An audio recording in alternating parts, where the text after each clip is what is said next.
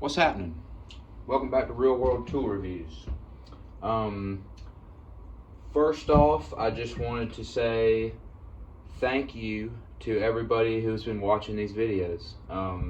And thank you to everybody who's been subscribing. I'm up to 20 subscribers now, which, I mean, I know that's not crazy, but that's better than I thought I'd ever do.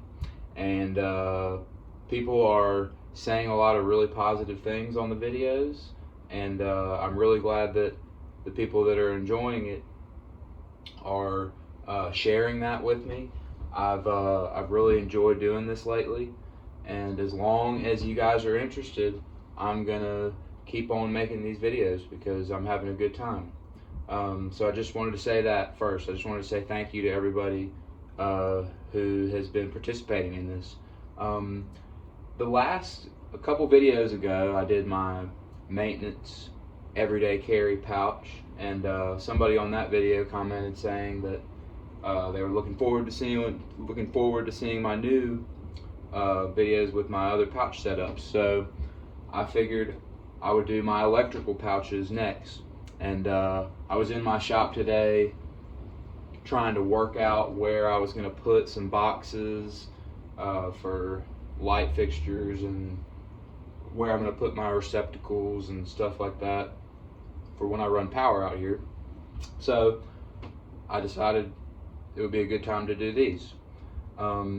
These are my two pouches I use for all my electrical work pretty much. And they work pretty well for me so far.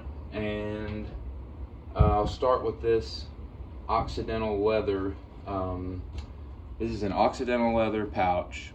It is really, really, really nice. I've just fallen in love with it. I've had it for several months now, and it's starting to kind of mold around the tools. And what's nice about leather is it'll kind of be customized by what you put in it. It'll stretch out to what it is. So I've got it really set up the way I like it.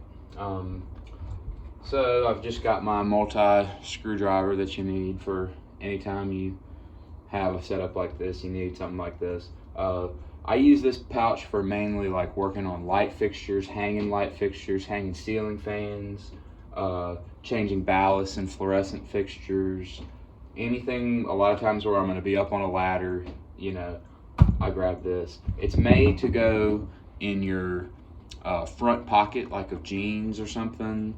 This goes in your front pocket, which is awesome, or it'll go in your back pocket of regular pants.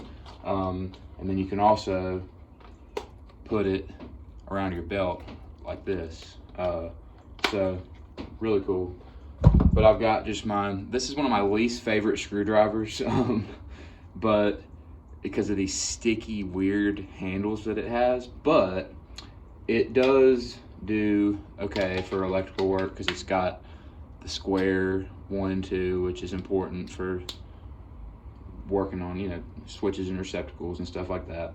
And it's just got your other like small flattened Phillips, 1/4 inch, 5/16, 3/8, Phillips big number 2 and flathead. So it's good enough. I've got a little Klein. I've got several of these around in my truck, different places, but this is a little Klein micro screwdriver. I use this one for working on alarm panels, and every once in a while you just need a tiny little micro screwdriver. This is a good one. Here is a sketchy little voltage tester. I've had it forever. This little light comes on if it's hot, and I just like to check if it's hot. Even if I know it's off, I like to have something just to make sure that it's off. But this is not for high level troubleshooting electrical wise. This is for, well, let me just make sure that it's off. It works every time. I've never had it really let me down at all. And it's nice and compact. Every electrical kit needs a little flathead like this, just for prying and popping stuff, and also like outlet plate screws and you just need a little flathead. Like, you just need it doing electrical work. You need it. Here's my Milwaukee needle nose combination needle nose wire stripper pliers. I have another video comparing these, the Knipex and the Kleins. These ones I like for this pouch because they got the spring, which I like the spring sometimes, especially when I'm up on a ladder. It makes it easier to do things one-handed sometimes.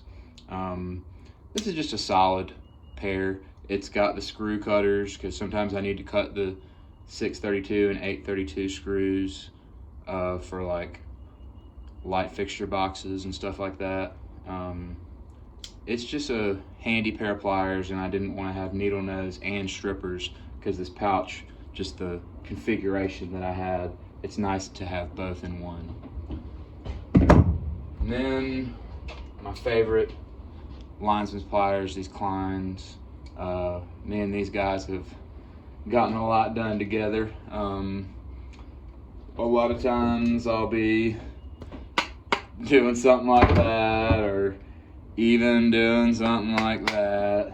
You shouldn't do that on a screwdriver like this, but sometimes you just gotta do what you gotta do. But these things cut the shit out of everything. They twist wire together for me. They make junctions, all that good stuff. I love these Kleins to death. And then the last thing that I keep in this back part here is this NWS. I bought it off KC Tool with some other tools I bought off of there. This is cheap, but it works great for like stripping Romex mostly, and it will kind of, this round part will strip some round cable. Every once in a while I've done that, like thick round cable with like, you know, 8-gauge wire or something. Sometimes we'll have like round cable. This does great for stripping cable. It's a really good knife for that. So that's the first pouch here.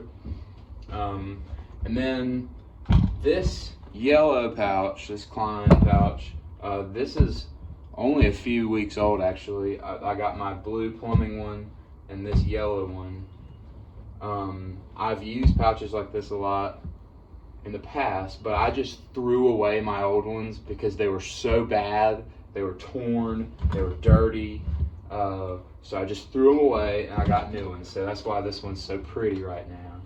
And I like using this type of pouch for electrical work when I'm doing devices like switches and receptacles and breakers mostly, because I can open this up and I can just like throw some switches and receptacles in here, throw a breaker in here, whatever, and be ready to roll. Now, I keep my Fluke, you know, just simple clamp meter in here. I love this one. It just does amps, continuity, ohms, AC, DC voltage. That's it. And it's just a really simple, good meter for just your main electrical testing. And then I keep a plug tester in here because, you know, like I said, most of the time I'm changing out plugs or something.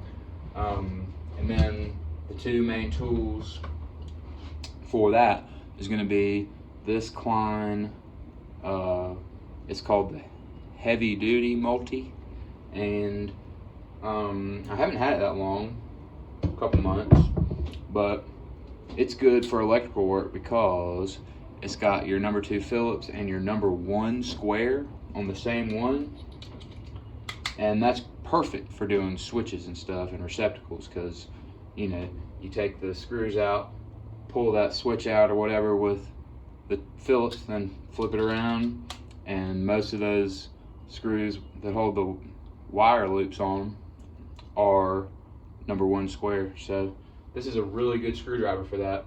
And then I got my Knipex. They're called like electrical installation pliers, and they strip 14 and 12, which is like every switch and receptacle I ever change is either 14 or 12. It's usually either a 15 amp or a 20 amp circuit, so 14 and 12. And it's got good cutters, good needle nose, good strippers, it just works well for doing that. So with these two tools, I can switch out all the switches and receptacles I want to. And then, like I said, the other thing I do a lot is breakers. And I just got these Weehaw insulated screwdrivers.